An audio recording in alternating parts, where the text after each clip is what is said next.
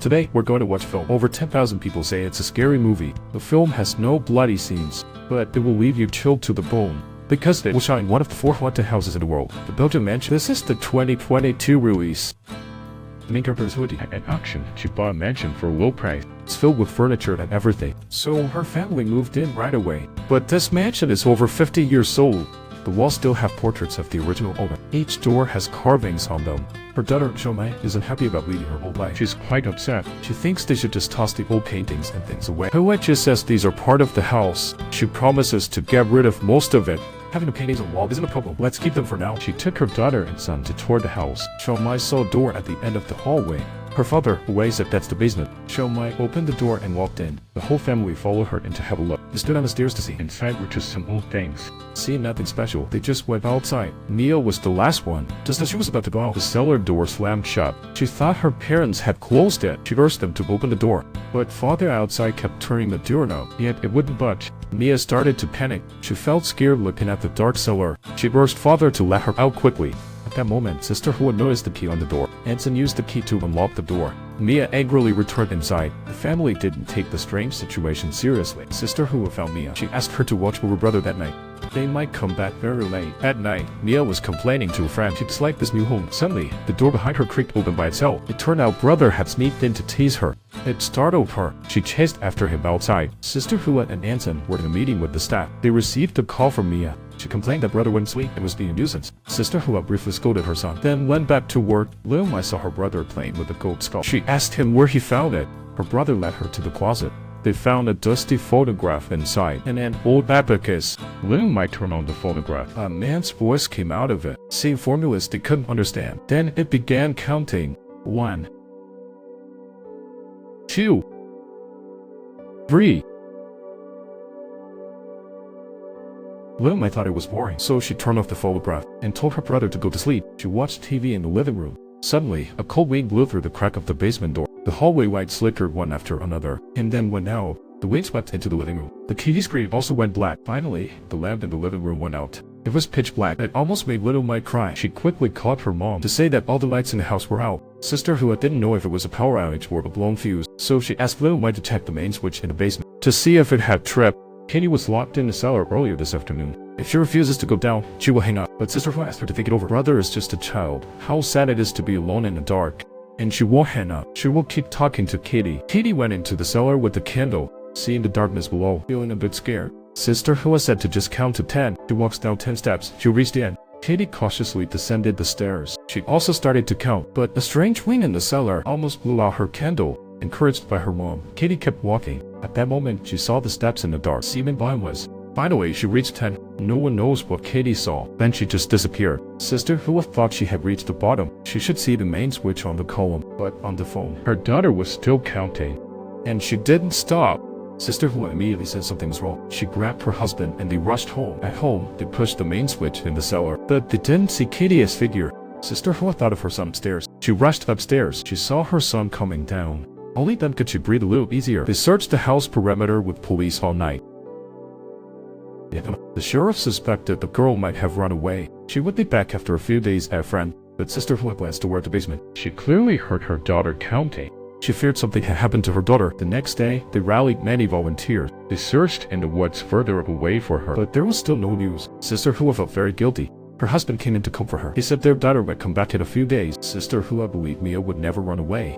She drove around posting missing person flyer. She returned to the police station. The sheriff said they had questioned Mia's friend. They also checked the station's surveillance. There were no clues at all. The last recorded call was a call to her mother. Sister Hua wanted them to thoroughly inspect the house. Sister Hua returned home. She asked her son what he and his sister did at home last night. The son pointed at the photograph and said he simply turned it off for a moment. She bought a fluorescent light and went to the basement. She saw that each step was engraved with numbers. She wiped the dust off the last step. There was a formula engraved on it. Later, under the fluorescent light, a large strange drawing appeared on the wall. After inspection by specialists, a 12-year-old son got left inside the basement when she closed the door. The sheriff said those patterns were just paint. They are very old. They've probably been there for decades. He asked the couple how much they knew about the house. The husband replied that he wasn't sure. There was an old lady eager to sell, so they buy it at a bargain. The sheriff said there were no other updates at the moment. Then he left their home. At night, Sister Hua couldn't sleep. It seemed she heard her daughter's counting voice from the zinc string. The sound of her daughter counting, following the direction of the sound, She came to the basement door again. She opened the door and walked in. A small ball rolled down the steps. There were only 10 steps. The ball rolled into the darkness. Yet the sound of it rolling never stopped. Sister Hua looked at the steps and seen bottomless. Switching on the light immediately reveals the floor. And I don't see the little ball. Go down to check. Everything still seems normal. The next morning, Awei woke up and didn't see his wife, but he saw her staring at the symbols on the door. Sister Hua thinks the symbols on the door must mean something. She even showed Awei the notice on the cellar stairs, but the husband still believes their daughter has run away. He says she will definitely come back. Sister Hua contacted the auction house manager to find out information about the previous owner. Later, it was passed to his daughter. Now, his daughter lives in a nursing home. Sister Hua took photos of all the symbols on the door. She contacted a friend to see if she could find out what the symbols mean. Her friend soon had results. She told her they were Hebrew characters. Alone, they have no meaning, but in a certain order. It spells out the name of a sea creature in Jewish mythology. Sister Hua looked up that creature online, but was still clueless. Then she turned and saw the phonograph, so she turned it on. Meanwhile, her son was upstairs playing games. The abacus beats behind him started moving by themselves. The closet door opened by itself. As the phonograph began to make sounds, strange things happened again. The son began counting as if in a trance. He turned and walked towards the closet. Sister Hua heard her son counting. She quickly turned off the phonograph. She rushed upstairs into the room to wake her son. But at that moment, he had no idea what had just happened. First, it was the daughter's disappearance. Now, the son is out of control. Sister Hua felt there was something wrong with the house. She looked at the original owner and the old painting. She searched online for information about him and the house. At that moment, the cellar door handle moved. The door opened by itself. A gust of cold wind blew into the house, blew straight to Sister Hua's room. The table lamp went out. Hearing her son's cry, she followed the sound. She found her son locked in the cellar. The key on the door was also missing. She peered through the keyhole. Suddenly, it appeared. Startled, she nearly fell over. Hurrying around, she saw her son standing behind her. Her son said he fell asleep in the game room. He woke up hearing a strange noise. At that moment, the cellar door opened by itself. The power in the house returned. Hannah wanted to take a look. What on earth was happening in the cellar? On the floor, she saw a key. She picked it up and hung it on the door. She had just entered the cellar. Suddenly, the door shut down, trapping her inside. Hannah felt something behind her. It seemed to be getting closer. While checking, she accidentally dropped her phone. She heard a terrifying sound. She hurriedly told her son to get the keys and lock the door, but he couldn't reach. So she thought of moving a chair. The terrifying presence drew nearer to Hannah. As she panicked uncertainly, her husband rushed back. He unlocked the door, freeing Hannah. Her husband asked what had happened. Hannah said she was trapped in the cellar. The lights wouldn't turn on either. Something was definitely there. Her phone also fell down the stairs. She also told her husband that she found information about the previous homeowner. Besides the homeowner's daughter, the others have gone missing. The husband believes it's due to her daughter's disappearance. It left her emotionally unstable. She started hallucinating. He went to the basement looking for her phone. He found nothing, but he saw a clump of fur on the ground. Suddenly, a shadow flashed by. Ye had no luck. He left the basement. The next day, she brought the formula from the stairs. She found a map genius. As soon as he saw the formula, the man was shocked. It might be a portal to multiple dimensions. He couldn't grasp its complex nature. He also told her he knew the person who wrote this formula, which is also the original owner of her house. His egg is off the charts.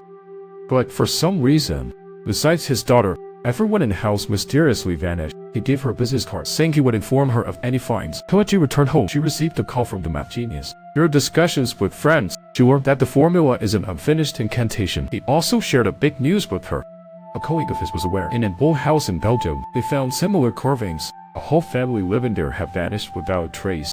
But they had no idea. The house he mentioned is Hannah's home now. Hannah explained the origins of these symbols to her husband. Together, they signified an abyss. But her husband thought they were just decorations. She might be overreacting. She's trying to connect unrelated things. Hannah was left speechless. She took her husband to the cellar. She showed him the numbers on the steps and the formula.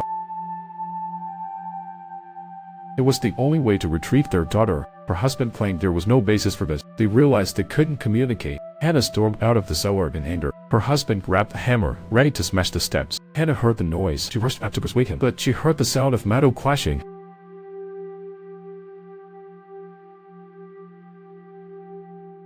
At that moment, their son in the game room was in trouble again. The abacus beats began moving once more. Their son uncontrollably moved towards the closet. The phonograph turned on by itself. He even saw his sister in the closet. But at that moment, little Mai's appearance terrified him. Hearing their son's cry, the couple quickly ran upstairs. They saw their son was fine. They found Satkomi's phone in the closet. Sister Hua drove hundreds of kilometers. She found the former owner's daughter at a sanatorium, but she seemed to be disturbed. She refused to speak. When Sister Hua mentioned her daughter was missing, the old lady wrote down a name. She said it was one of the 7 princes of hell. She also said her father was an eminent mathematician.